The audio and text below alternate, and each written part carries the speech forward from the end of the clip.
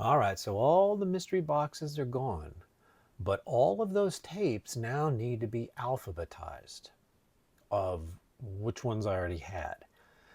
So we're going to go through all of those, and then that's it for beta because I'm not going to buy any more, and I don't know what. So, and I don't remember if I've shown this one or not. This is one of my favorite all-time movies. It's Year of the Dragon.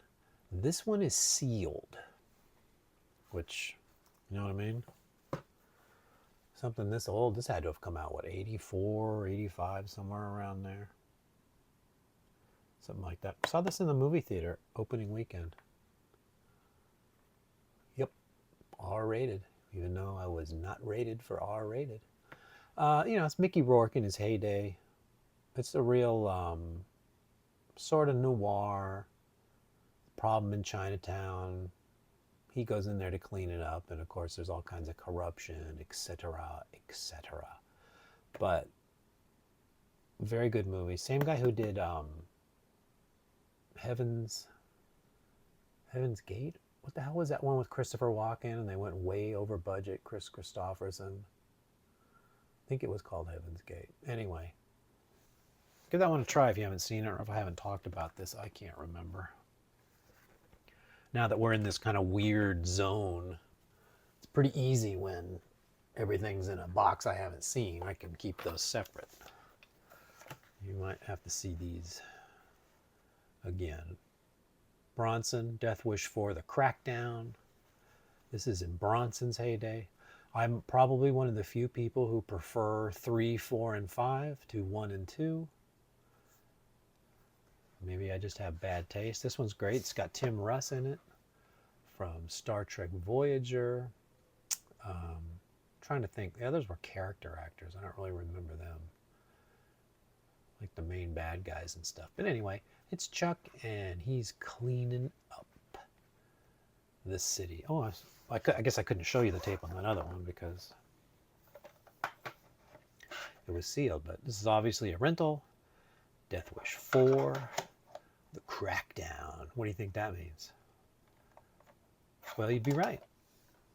It's about crack, and he's going to clean it up. Did I show this yet? I'm going to show that real quick just in case you wanted to see it. And I didn't show it. And you'll have to pause it because I might have shown it.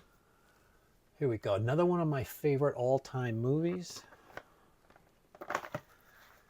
Time after time. I think I've talked about this. I had to have talked about this. It's one of the greatest premises in the world. H.G. Wells invents a time machine during the time of Jack the Ripper.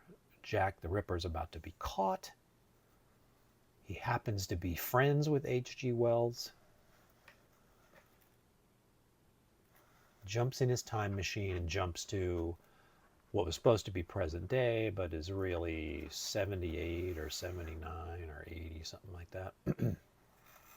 Same guy who directed Star Trek II, The Wrath of Khan, Nicholas Meyer.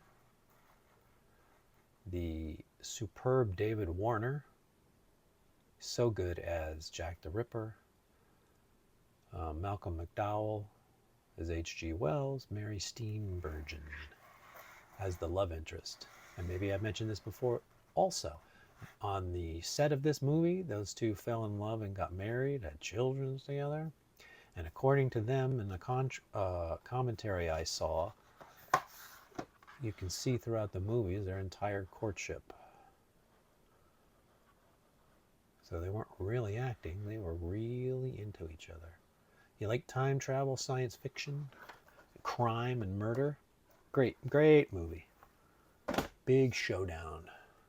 Now here's one that I remember. I was way too young, but it was all the rage. 10.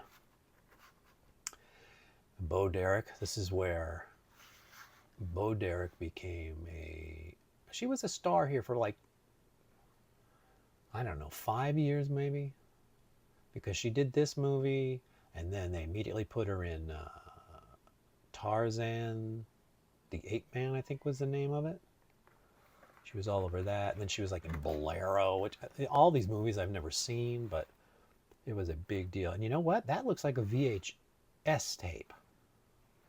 So, yeah, well, you get to see it anyway. you didn't have a beta, this is what you would have saw. Fancy box though. Isn't that nice? Looks like it's been through the mill, which is weird that this box is in such good shape. Come on.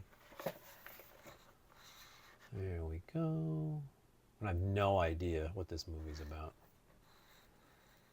Not even a clue. So that'll be interesting to watch that for the first time, if I get around to it. And you're going to see probably a lot of these are like near alphabetical order because this is the pile. But the next set in the other room that I was getting ready with, those should all be out of order because they all have to be filed in alphabetical order.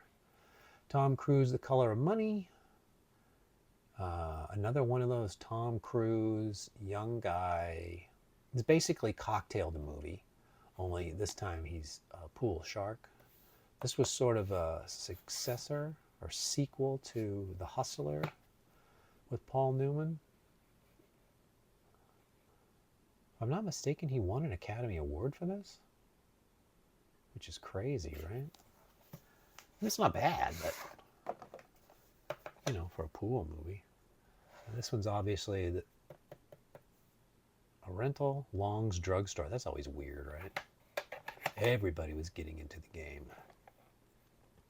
Everybody's making money on these tapes. Instead of going to a mom and pop, here, we'll just do it right at the drugstore. Cheech and Chong, Still Smoking. I've only seen bits of this film. It's not really my thing. Stoner humor. If you're not stoned, I guess you don't get the joke.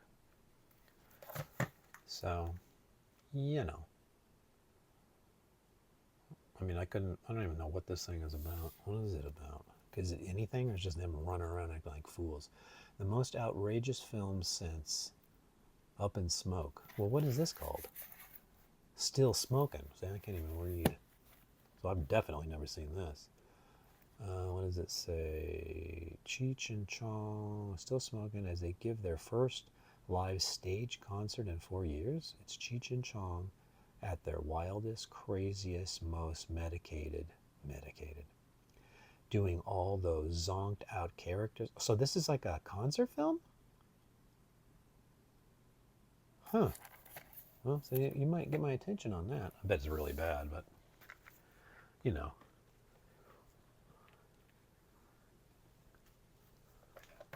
Whatever. Ooh, Change of Heart. Change of Habit. Of all the Elvis movies you hear about, Clam Bake, Viva Las Vegas, I've never heard of this one, Change of Heart. Change of Habit. Could he change her life? Could she forget her vows and follow her heart? What is that, a cheating woman? Uh-oh. Come on, E. You really going to do that? Let's see what this is about. 3 young nuns? Oh, not married, a nun. Trained as medical school workers. What? And keeping secret the fact that they are nuns. Okay. Well, huh? I don't know what's going on here, but another rental. Former rental. I don't rent these out, so it's not a rental. Former rental. What's that say? That's probably they don't mess with this, or we're going to charge your card.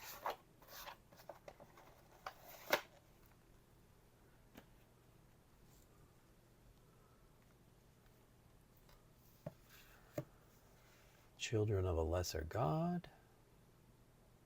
Now, I remember Marlee Matlin won an Oscar for this, and she really is deaf in real life, and it's kind of a love story between a hearing and non-hearing person. Probably done better in Crazy Moon with Keith or Sutherland, but this is whatever we got here. I haven't seen this one in a long time, but I remember it being some sort of love story. Like William Hurt's overacting and doing the hand gestures, and I don't know. This one doesn't look like it was ever a rental. Look at the shape this is in. That is fab.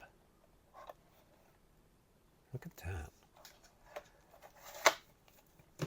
Children of a Lesser God. Most of it's wrapping on, so you know the end of that's really good. And here's one I'd never heard of. Maybe I showed it before, maybe I didn't. I'm going to stop saying that. You're going to have to live with it, I guess. So this is one that was in a rental box, one of those big bulky boxes. And they'd cut it all up like this. You can see that there. So what I did was I took a blank box and then taped this on it, so because it could sort of retain its look. That number tells me this was a former rental.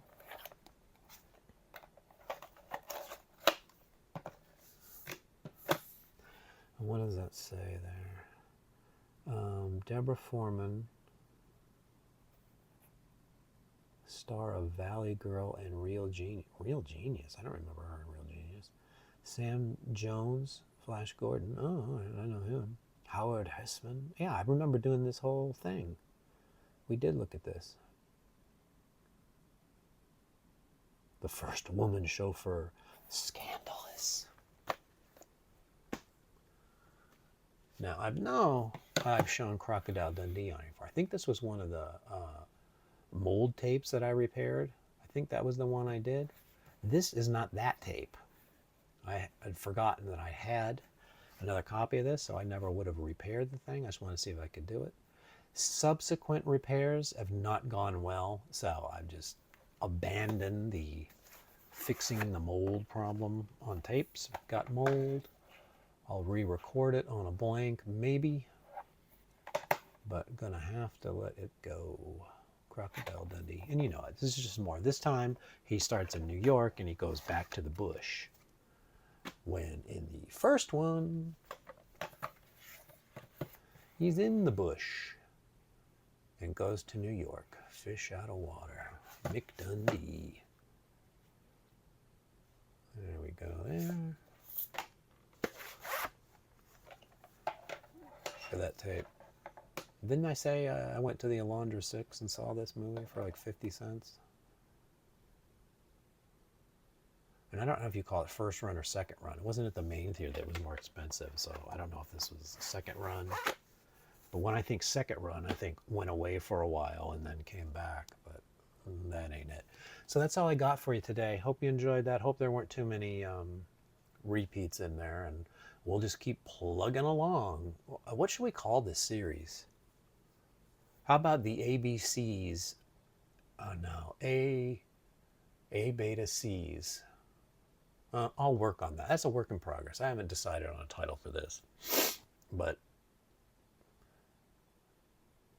maybe it'll just be called And the Rest, and then several parts to it. I don't know. Okay, bye-bye.